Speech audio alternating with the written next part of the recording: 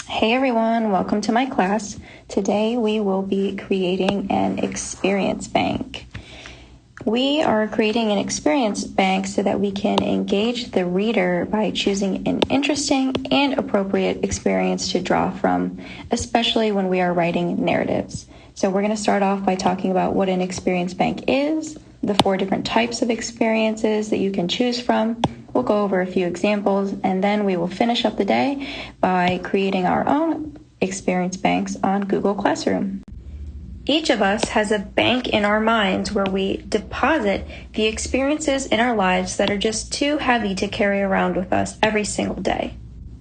We own these experiences. They are a part of our lives, and they're memories that will probably always be with us. However, like carrying around big money, it's not really safe to carry around these memories every single day.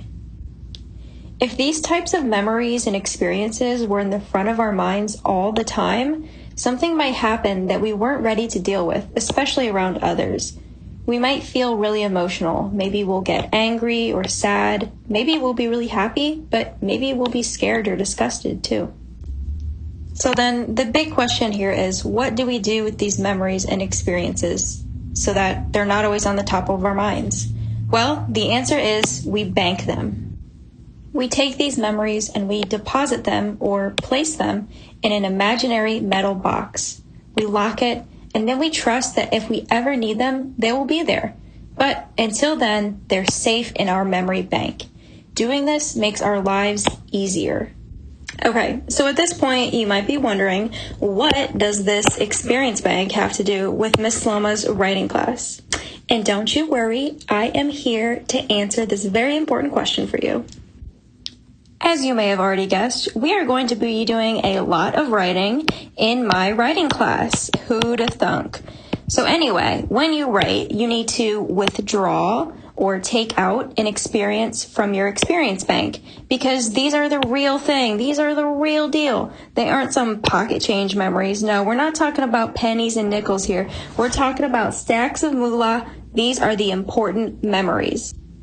I like to think of it this way. If these memories made a lasting impression on you, they're definitely going to do the same thing for the reader of your story. And again, I know what you're thinking at this point. Miss Sloma, are all banked memories the same? Nope, not all banked memories are the same. We need to break our memories up into 4, count them 4, 1, 2, 3, 4 different levels. Let's kick things off by talking about level 1. Level 1 experiences are the kind of thing that you would tell anyone about. I'm talking your friends, family members, distant relatives, even your teachers. You tell anyone about them. And they're probably a lot more interesting to you than they are to anybody else. And typically these kinds of experiences are pretty boring to read because they're really predictable, like we've all been there. So let's move on to something a little more interesting, like a level 2 experience. A level 2 experience is a little bit more personal than a level 1. It's the kind of thing you'd only tell your friends about. Maybe you wouldn't share this with someone like your teacher. They're pretty interesting for others to hear about, and they're definitely more interesting to read because they're not as predictable. All right, moving on. Let's talk about level 3 experiences. These are very personal. They're something that you talk about only to your best friend. You probably wouldn't share this with just anyone. It's something that you tell someone because maybe you need support, maybe you need to vent, or maybe you're just really excited and you want to share it with someone that you trust. These are really interesting to read because it takes courage and honesty to write them. And finally, we have level 4 experiences. So as you can see from my little drawing, and it's not very good, please don't judge me. A level 4 experience is kind of like you're jumping off the edge of that cliff, right? So here on a level 3, we're just kind of peering over the edge, right? We're being a little risky, we're being a little courageous, but we're still playing it safe. A level 4 experience is you're just going for it. You're jumping down there, you're taking an adventure. These are the kind of experiences in your life that you probably don't talk about often, and you probably don't want to write about them either, especially for a school assignment. All right, so let's look at these all together now. Let's say that we're about to write a personal narrative, and I'm having you brainstorm ideas for experiences that you could write about. If you come up to me with a level 1 experience and you present your idea to me, I might say something like this. You're being too safe. Push yourself. Think of something that's just a little bit more interesting.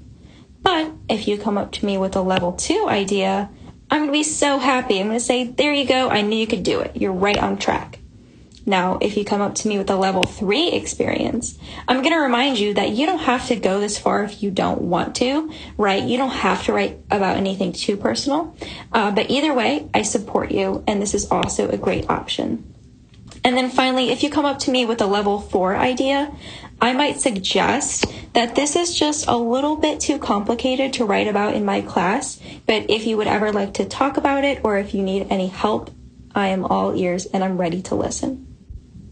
So for all intents and purposes, in my class this year, when we are writing papers, let's really try to focus on writing about experiences that are at a level 2 or at a level 3. We're going to try our best to stray away from level 1 ideas and also from level 4 ideas. All right, I've said a lot.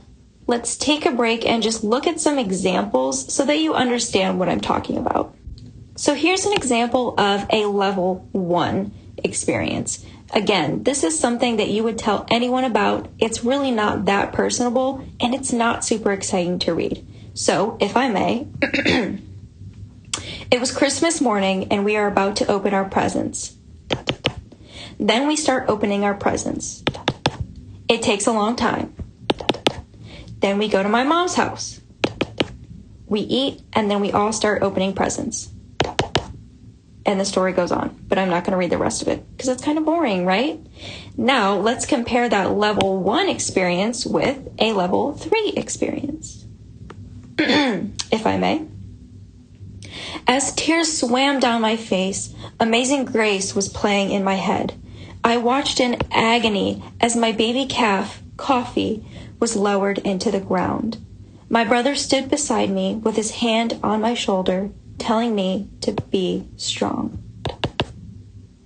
Now, you tell me, which story seems more interesting, the level 1 experience or the level 3 experience? If you were to ask me, I'd say that the level 3 experience was definitely more interesting. It was very engaging. It was descriptive. There was a little bit of mystery to it because at first I'm like, oh my gosh, they're crying? Why are they crying, right? Whereas this, I'm like, okay, it's Christmas morning. They're opening presents. They start to open presents. It's taking forever. In my mind, I'm like, I've heard that story before. That's nothing new. But this one, this level 3 experience, that was new, that was interesting, and it definitely caught my attention. Okay, so that takes us to the end of our lesson. We started off by talking about what an experience bank is. We went over the 4 types. We looked at an example of a level 1 versus a level 3 experience. Now I need you to head over to Google Classroom, where you will be working on creating your own experience bank. Now you've made it to the end of my video. Go ahead and comment on this post on Google Classroom with your favorite animal. Thanks, everyone.